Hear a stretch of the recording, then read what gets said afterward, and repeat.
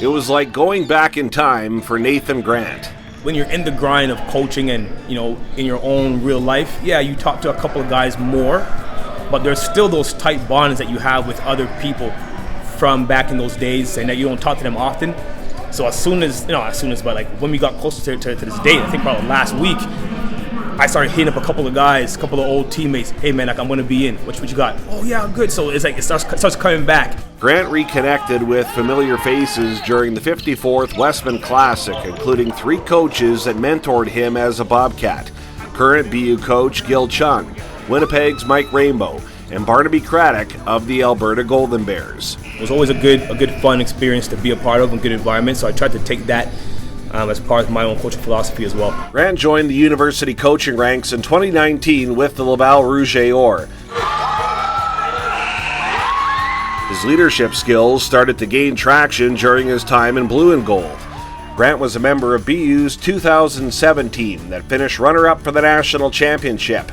Craddock got to see Grant's growth firsthand. Just always being a team first guy. He's someone you want in the foxhole, going to battle with you, having your back, and he's the first. So he doesn't care if he scores. He wants the team to win. Team first at all times. Fast forward 16 years later, and a handful of BU players from that era can be found on the sidelines, including Chad Jacobson, Danny Charlery, and Yul Michel. Couldn't be prouder. I think that's maybe the number one thing of being a coach at the university level, is to see these young men come in and not know what their future holds, and then they develop into something, and years later you're like, wow, look at the career path this guy's gone on. For Grant, he's gained international experience. This past summer, he worked with Canada's under-18 team. There's a ton of pressure, right? Like that's a pretty big stage. A lot of eyes are on us to do well, and just to see that level of preparation that goes on and execution from the practice plans all the way through to